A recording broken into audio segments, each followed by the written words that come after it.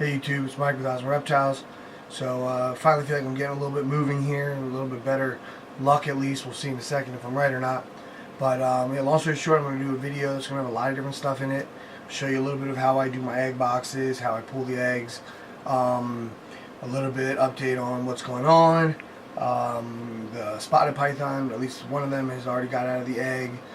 Show off the little blood python that I got out of that first blood python clutch. I'll do a quick little update of the incubator and just a little bit of what's going on and what's coming. I have two clutches that I'm going to pull, so I'm going to pull those clutches and I'll show you kind of some of these other things.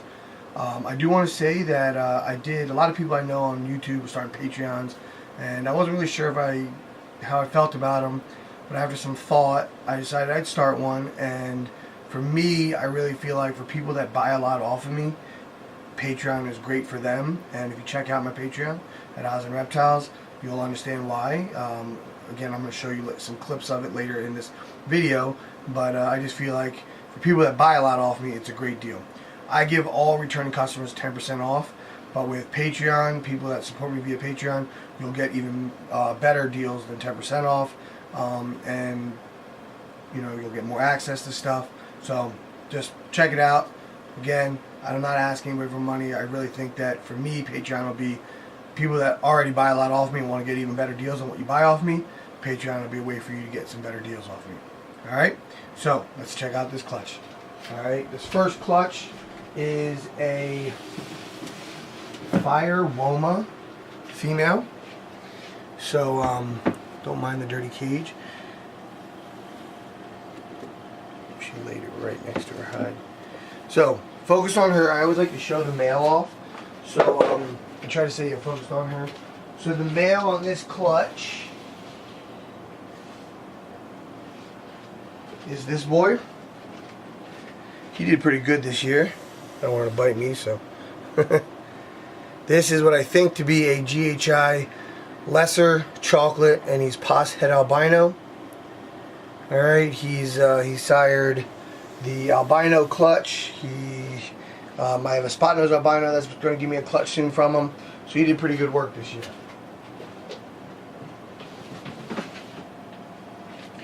Now, she's obviously not very happy. So when I pull the clutches, I kind of like to cover their head. Once I get their head covered, I unwind them. And what is that, 6 eggs? That's about what she gave me last year. So again, I'll wipe her down and weigh her later, but for now, I'm going to move her into her new tub. And just put her up here. So she has new everything. So, okay. 2, 3, 4, 5, 6. 6 eggs, not bad at all. So just a couple things. These 3 are attached. Let me put some dots on them. That's the way I found them. Alright, let me really quickly hit the light and we'll candle them. Alright. I don't know how good the camera's picking this up. But if you look, a lot of veins there, good veins there, good veins there. This one here, yeah, good veins. I might have to pull that one and switch the roll, and then this is why you candle it. There it is, the good veins. And again, this one too, the good veins. Alright, so this one here I just might need to unpull and redo. Alright, stop it. So I realized I forgot to mention the female. The female's a Fire Woma, and the male again was a GHI lesser chocolate pos het albino. I should have a ton of GHI stuff this year, GHI combo stuff.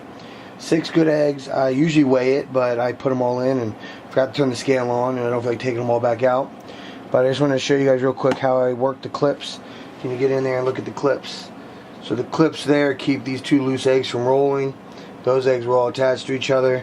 Again, and make sure nothing's touching the sides, nothing's touching the wet vermiculite, but the vermiculite is very, very wet, so it should keep the humidity good in there.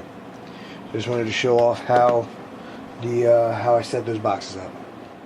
So in last year and the beginning of this year, what I've done with my egg boxes, I use vermiculite, and I do a 1-to-1 with water.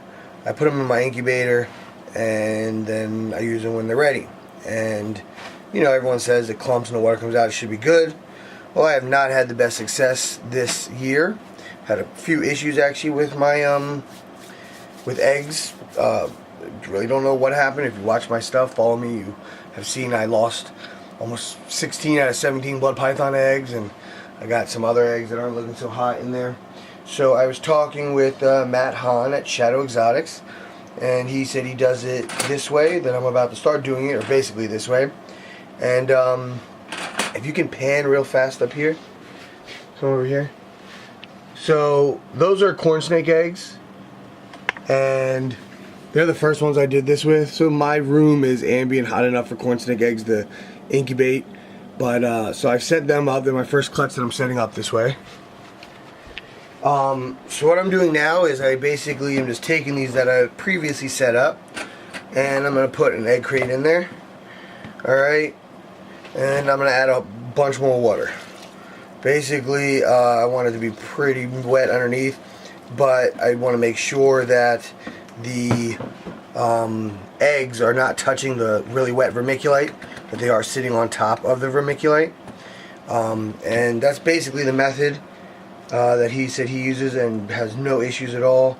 And I've seen other people do it with like sponges and stuff like that. The reason I'm going to stick to my vermiculite underneath is because you see that big box over there? That's all vermiculite, about 64 quarts or whatever it is of it.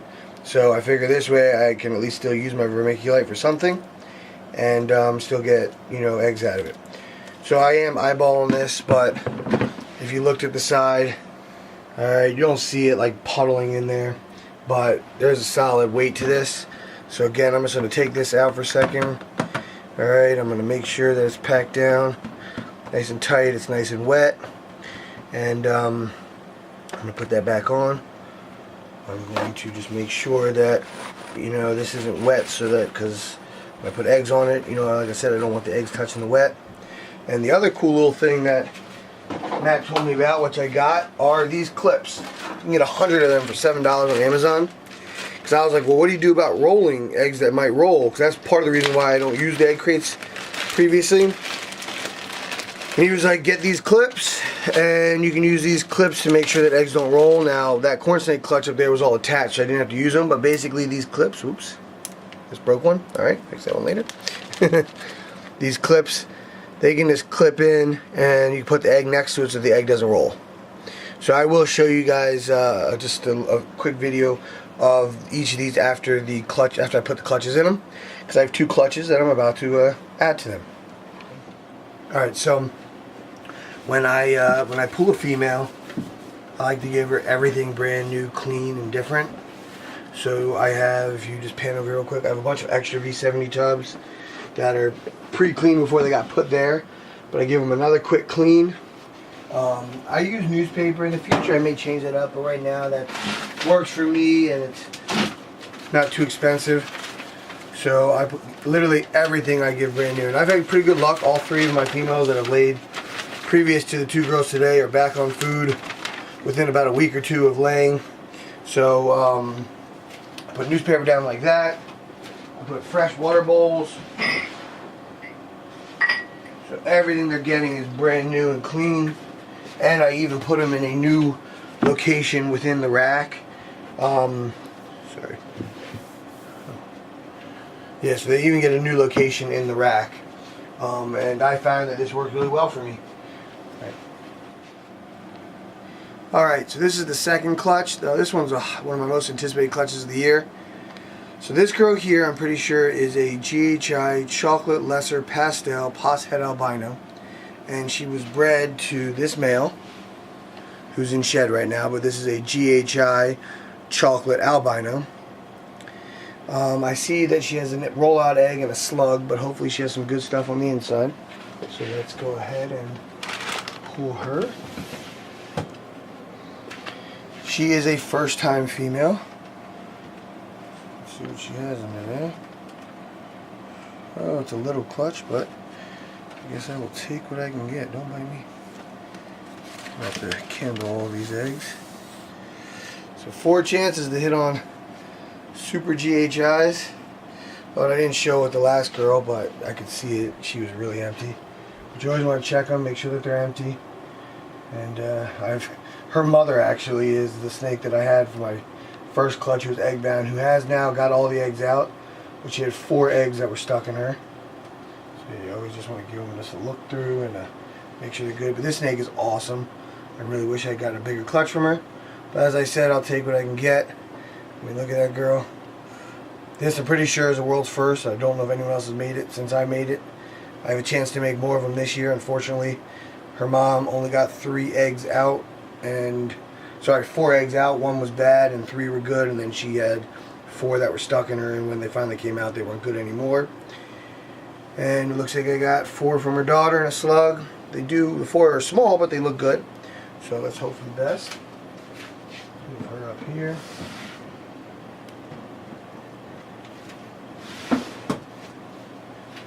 So these slugs, they're, nothing. If I had a monitor, I guess I could feed it to the monitor. I'll just take a peek and see. These eggs are good. Uh-oh.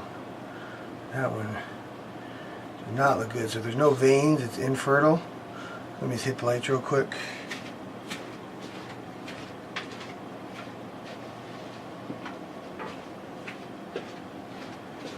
Oh boy, hopefully these eggs are... so this egg here was a rollout. Oh no, there's some veins.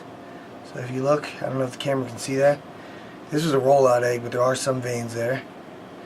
So, what did I do with my pen? Well, let's just take a peek. Those, oh no. Man, this one here is weak. Very weak veins also. So, looks like 2 really good and 2 really weak. Alright, so unfortunately, again, it's like every year my most anticipated clutch is the one that isn't as good. But this is one of my most anticipated clutches. Best case scenario I can make on this: Super JHI, Super Chocolate, Pastel, Lesser, Albino, which is a lot of genes. I probably wouldn't be able to tell if I made that. That's best case scenario. Again, if we look at the eggs, I used my little clips to keep them from rolling. These 2 were good, had good veins.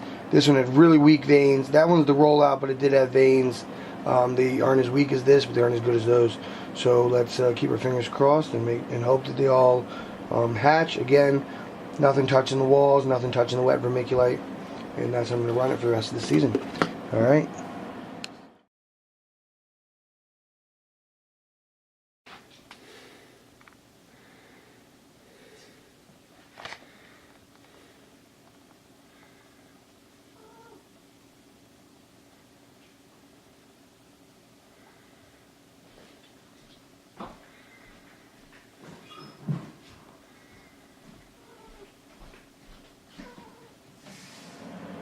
Alright, so this is the first spotted python.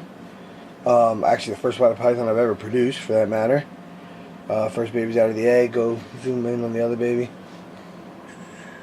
Still in there. He's had his head out earlier. So I'm just going to move this one little guy, but I wanted to show him off just some of the stuff that's happening this week. But yeah, that's my first spotted python ever. I don't know if he's going to be feisty or what. I don't know, not too feisty. Oh my god, he's so tiny though. Give you an idea of his size. Look at that little guy. Yeah, it's the first ever spotted python produced at Awesome Reptiles. Ended up only with 2 eggs at the end. And this is the first baby out. So move that guy over here. Just what I do with most babies, I actually just stick to the newspaper, but for actually I take that back. Most babies I start with the paper towels till they shed, then I move them to the newspaper. So I just have simple setup: moist wet paper towels, water bowl. It's going to go into the rack. As soon as the other baby comes out, I'll do the same with him. Once they shed, I'll separate them and start trying to feed them.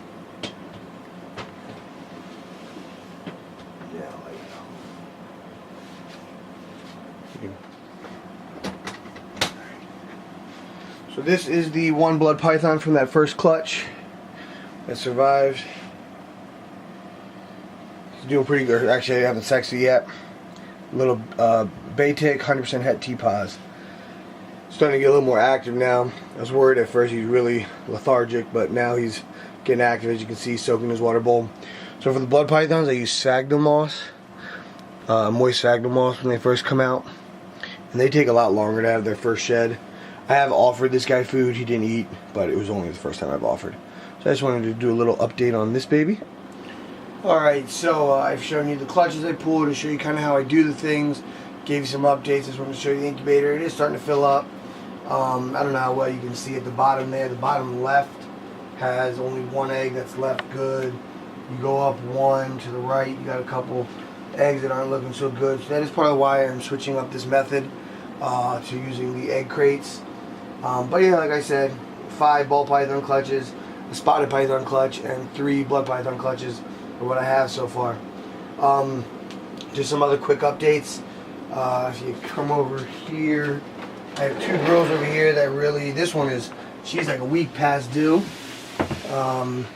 This is a het pied bred to my clown, my double het clown pied. So I'm hoping to make pieds that are possible het clowns. Then I have this girl who, she actually isn't due for another week or so, but you can see how she's getting really big in the back here. Again, don't mind those little poops. I try not to bother them when they get close to laying their eggs. I clean them afterwards. But she's due. She's actually due around the 13th. But just I can tell the way she's been acting. She may actually go early compared to everybody else who's going late. This is a het clown girl that was bred to an Enchi Pos Blade het clown and a Mystic het clown. So I'm hoping to hit on either Enchi clowns or Mystic clowns from this one here. So those are the next 2 ball python clutches. I have a bunch of other girls that are cooking right now, but those are the next 2 that should be coming. Come over here. My first ever boa constrictor litter is due. Actually, today was 105 days past